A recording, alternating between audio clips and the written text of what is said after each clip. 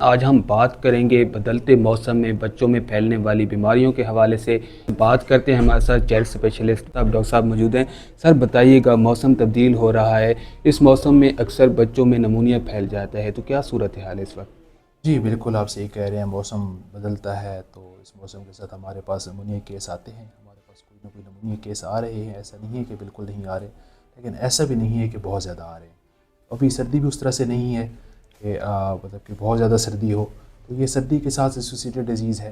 ابھی بہت زیادہ کیسز نہیں ہیں، لیکن کوئی نہ کوئی کیس ضرور آ رہے ہیں، ہم ان کا ایڈمٹ کر رہے ہیں۔ سر گزشتہ سال نمونیا بڑی تیزی سے پھیلا تھا، پنجاب بھر میں بہت سے بچوں کی اموات بھی ہوئی تھی، تو خدا نخواستہ اس طرح کی صورتحال سے بچنے کے لیے احتیاطی تدابیر۔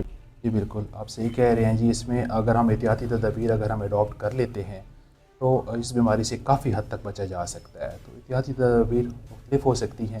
سب سے پہلے تو ہمیں اس بیماری کی علامات کے بارے میں پتہ ہو۔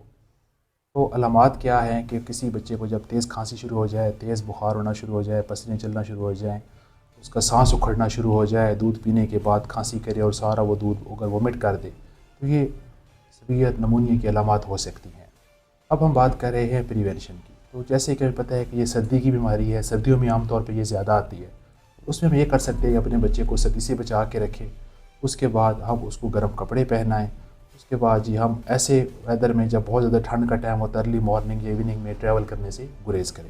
اس کے علاوہ کچھ پریونشنز ہیں، جیسے کہ 1 سال سے چھوٹے بچے ہیں تو ان کو ہم حفاظتی ٹیکہ جات کا کورس مکمل کروائیں، اور نومولود بچوں کو صرف ماں کا دودھ پلائیں۔ اس طرح کی احتیاطی تدابیر اڈاپٹ کر کے بچے کو بچایا جا سکتا ہے۔ باقی ماسک کا استعمال، جیسے کہ ہم کرونا آلریڈی اس کو فیس کر چکے ہیں، تو کرونا جیسے ایک وائرس تھا، ریسپریٹری ڈیزیز تھی، سانس کے ذریعے پھیلتا تھا، تو نمونیا بھی سانس کے مسئلے، سانس کی ریسپریٹری ڈیزیز ہے، سانس کی مطلب جو سسٹم ہے اس کی بیماری ہے۔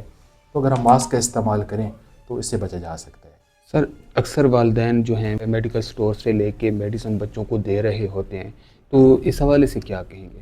جی بالکل، یہ ہمارے ہاں عام پریکٹس ہے۔ اس کی ایک خاص وجہ یہ ہے کہ ڈاکٹرز کم ہیں، ہسپتال نو ڈاؤٹ بہت سارے ہیں، لیکن پھر بھی کم ہیں جتنی ضرورت ہے۔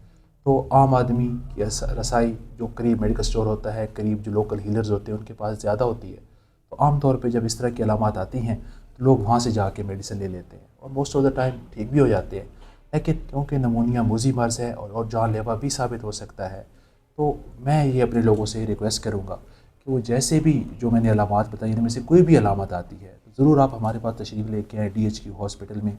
ہم آپ کو ایگزامن کریں گے، اور اگر مائلڈ ڈیزیز ہے، ہلکی بیماری ہے، تو اس کو ادھر ہی اس کو ہم ڈائگنوز کریں گے اور آپ کو ٹریٹمنٹ دیں گے، جس سے کیا ہوگا کہ آپ کا بچہ بہتر ہو جائے گا، شدید بیماری سے بھی بچا رہے گا، اور آپ کو ہاسپٹل ایڈمٹ بھی نہیں ہونا پڑے گا۔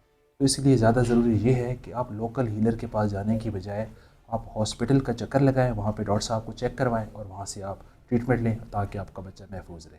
سر اکثر والدین میں چیسٹ انفیکشن کو نمونیا سمجھ رہے ہوتے ہیں، بالخصوص بچوں کا ناک بہہ رہا ہوتا ہے، تو اس میں اور نمونیا میں کیا فرق ہے سر؟ جی یہ آپ کا بہت اچھا سوال ہے، بلکہ یہ کامن سوال ہے جو لوگ روز اوپڑی میں آ کے ہم سے پوچھتے ہیں۔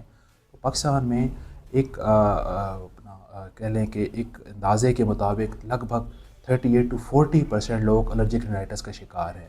اس کی علامات کیا ہوتی ہیں کہ بار بار آپ کا ناک بہنا شروع ہو جاتا ہے، ناک سے پانی آنا شروع ہو جاتا ہے، گلے میں ہلکی سی سرسراہٹ سی رہتی ہے، یا آپ کہہ لیں کہ جی ہلکی سی خارش سی رہتی ہے، اور ہلکا پھلکا بخار ہوتا ہے، جسم درد ہوتا ہے، سر بھارا، کان بھارے رہ سکتے ہیں۔ تو اس علامات کو لوگ نمونیا سمجھ لیتے ہیں۔ یہ ہرگز نمونیا نہیں ہے، یہ الرجک رینائٹس یا الرجی کا مسئلہ ہے، جس کو آپ او پی ڈی بیس پہ چیک کروا کے ناک کان گلے کے ڈاکٹر سے یا بچوں کے ڈاکٹر سے ٹریٹمنٹ لے کے آپ اس کی علاج کروا سکتے ہیں، اور اس سے بچا جا سکتا ہے، اور اس کا ٹریٹمنٹ کیا جا سکتا ہے اور ہو سکتا ہے۔ یہ بالکل بھی نمونیا نہیں ہے۔ سر چیسٹ انفیکشن اور ناک بہنے کے جو مریض ہوتے ہیں بچے، ان کو انڈا دیا جا سکتا ہے؟ اس طرح کی ڈائٹ ان کی کس طرح کی ہونی چاہیے؟ بالکل جی، آپ صحیح فرما رہے ہیں جی، بالکل ان کو انڈا دیا جا سکتا ہے۔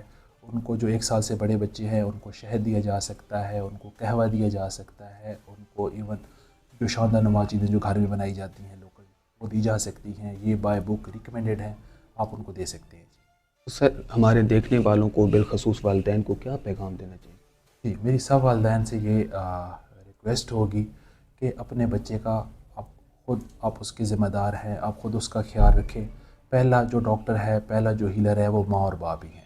تو اگر آپ اپنے بچے کو جو میں نے آپ کو احتیاطی تدابیر بتائی ہیں ان پہ عمل کرتے ہیں آپ اس کو ان تدابیر پہ عمل کرنے سے آپ اس بچے کو بچا سکتے ہیں. باقی ماں کا دودھ پلانا، حفاظتی ٹیکہ جات کا کورس مکمل کرانا، یہ ساری چیزیں کریں تو زیادہ چانس ہے کہ آپ کا بچہ بیمار بھی نہیں ہوگا.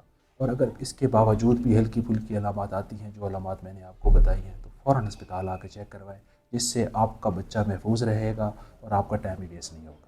جی ناظرین، آپ نے ڈاکٹر صاحب کی بات سنی. جیسے ہی موسم تبدیل ہوا، سردی بڑھی، تو نمونیا کے مریضوں میں بھی اضافہ ہونا شروع ہو گیا ہے. ڈاکٹر صاحب نے آپ کو احتیاطی تدابیر بتائی ہیں. اگر آپ ان پر عمل کریں گے تو یقیناً آپ کا بچہ بیماریوں سے بچا رہے گا. دعا ہے اللہ پاک ہم سب کو، ہمارے بچوں کو تمام قسم کی بیماریوں سے محفوظ رکھے. دعاؤں میں یاد رکھیے گا. اللہ حافظ.